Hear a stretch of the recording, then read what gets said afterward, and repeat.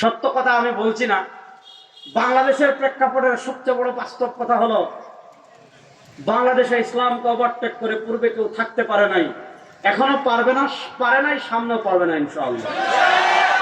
বাংলাদেশের সবচেয়ে বড় শক্তির নাম ইসলাম।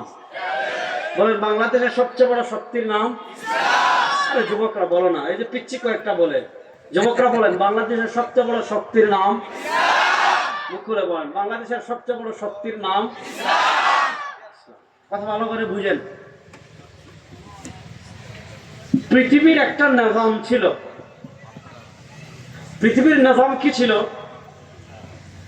কানাত বানু ইসরাঈল তাসুসুহুমুল আম্বিয়া কুল্লামা হালাকা ইনতাকালা নবিয়্যুন খালাফাহু নবিয়্যুন। আল্লাহ একের পর এক নবী মানুষদেরকে পাঠিয়েছেন দুনিয়ায়, মানুষদের কাছে। দেখেন, আমাদের প্রত্যেকের রক্তকণিকার সাথে শয়তান আছে। শয়তান, বুখারী শরীফের হাদিসে আসছে, নবী করিম সাল্লাল্লাহু আলাইহি ওয়াসাল্লাম বলেছেন, ইন্নাশ শাইতানা ইয়াজরি কামাজরাদ দামি। ইন্নাশ শাইতানা ইয়াজরি কামাজরাদ দামি। লম্বা হাদিস, ভাই ফেরটা আমার দিকে দিয়ে, হ্যাঁ, যেহেতু আমি কথা বলতেছি। ইন্নাশ শাইতানা ইয়াজরি কামাজরাদ দামি। হাদিসে আসছে, শয়তান মানুষের, একটু দিন যাতে আওয়াজ না আসে, শয়তান মানুষের রক্ত কণিকার সাথে প্রবাহিত।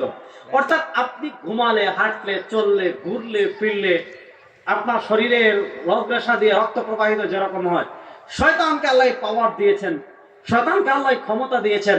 শয়তান আপনার রগ রেশার সাথে প্রবাহিত হয়ে মানুষকে বিভ্রান্ত করতে পারে।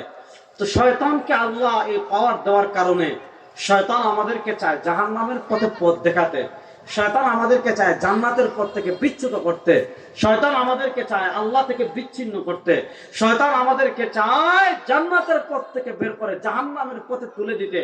প্রশ্ন হলো, শয়তানের ফাঁদ থেকে আমি বাঁচবো কেমনে? প্রশ্ন হলো, শয়তানের ষড়যন্ত্র থেকে আমি বাঁচবো কেমনে?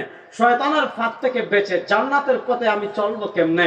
শয়তানের ষড়যন্ত্র থেকে বেঁচে আমি আল্লাহর সাথে আমার সম্পর্ক তৈরি করব কেমনে? এই জন্য আল্লাহ রাব্বুল ইজ্জত ওয়াল জালালের নিজাম ছিল, তাসুসুহুমুল আম্বিয়া কুল্লামা হালাকা নবিয়্যুন খালাফাহু নবিয়্যুন। আল্লাহ রাব্বুল ইজ্জত ওয়াল জালালের নিজাম ছিল, আল্লাহ দুনিয়াতে একের পর এক নবী পাঠিয়েছেন। আল্লাহ দুনিয়াতে একের পর এক পুরো বয়ান শুনলে টাকা দেন দোস্ত। তাসুসুহুমুল আম্বিয়া কুল্লামা হালাকা নবিয়্যুন খালাফাহু নবিয়্যুন। আল্লাহ একের পর এক নবী পাঠিয়েছেন। একজন নবী ইন্তেকাল করে দুনিয়া থেকে গিয়েছেন, আরেকজন পাঠিয়েছেন, আরেকজন গিয়েছেন, আরেকজন পাঠিয়েছেন, আরেকজন গিয়েছেন, আরেকজন পাঠিয়েছেন। এইভাবে আল্লাহ রাব্বুল ইজ্জতের নিজাম, আল্লাহ একের পর এক নবী পাঠিয়েছেন। আমাদের নবী করিম সাল্লাল্লাহু আলাইহি ওয়াসাল্লামের আগে যে নবী ছিলেন আপনারা জানেন, উনার নাম ঈসা। বলেন, উনার নাম ঈসা। বলেন না, উনার নাম ঈসা। শুনেন ভাই, আমাকে ওয়াজ করতে দাও তুমি। টাকা দিয়ে কে পারো না নিয়ে আসতেন সবাই দাও ভাই। দাদা ওই যে টাকা না, ওই যে না না, ওই যে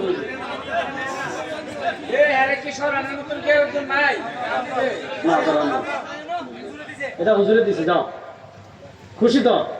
আর এখানে লাগবে না। আরে ভাই, যুবক তোমরা দুজন দাঁড়াও না কেন, একটু বের করে দাও। বসে থাক, সমস্যা নেই।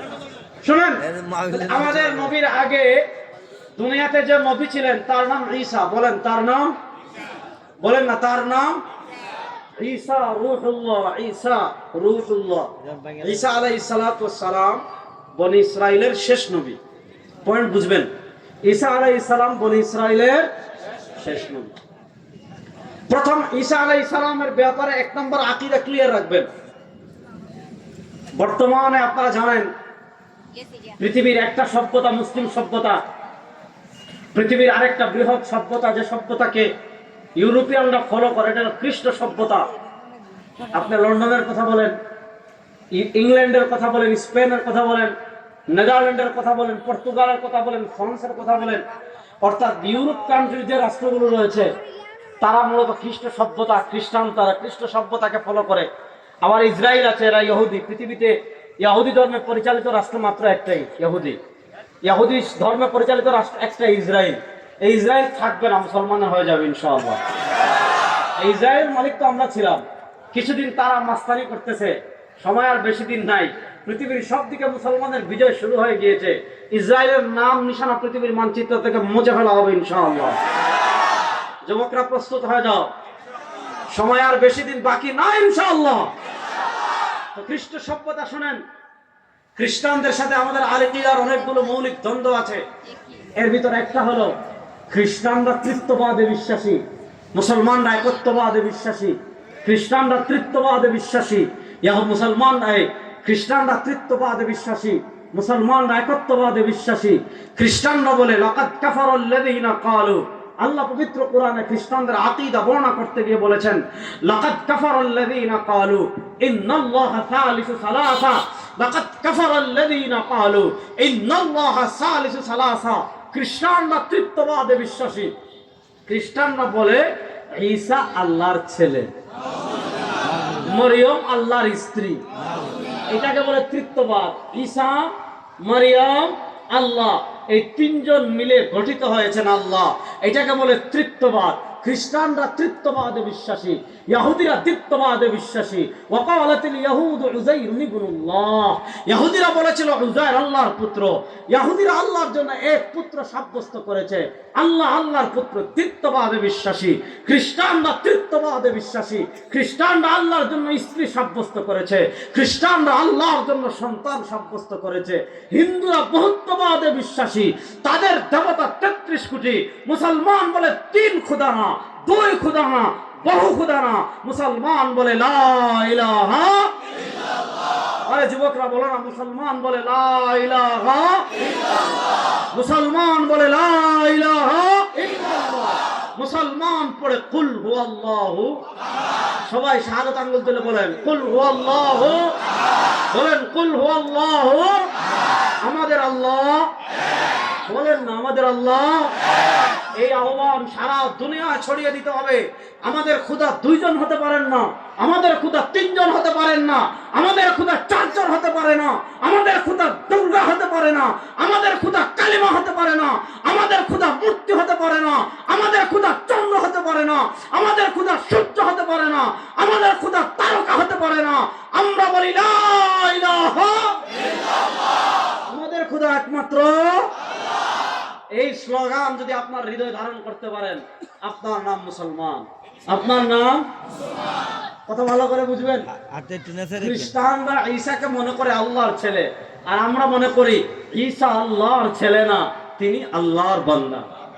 বলেন তিনি আল্লাহর, বলেন না তিনি আল্লাহর, তিনি আল্লাহর ও রাসূল, তিনি আল্লাহর বান্দা ও রাসূল। এই খ্রিস্টানরা কত আকাম করেছিল ভালো করে শুনেন। তাদের আকীদা আল্লাহ কোরআনে তাদের মৌলিক আকীদা বিশ্বাস বর্ণনা করেছেন। খ্রিস্টানরা যেহেতু ঈসাকে আল্লাহর ছেলে মনে করত, এজন্য তারা পরিকল্পনা করেছে কি জানেন, যে আমরা দুনিয়াতে পাপ করব, আমাদের পাপ হয়ে যাবেই, তাহলে এখন আমাদেরকে কি করতে হবে। তারা পরিকল্পনা করেছে আল্লাহর ছেলেকে শুলিতে চড়াবো।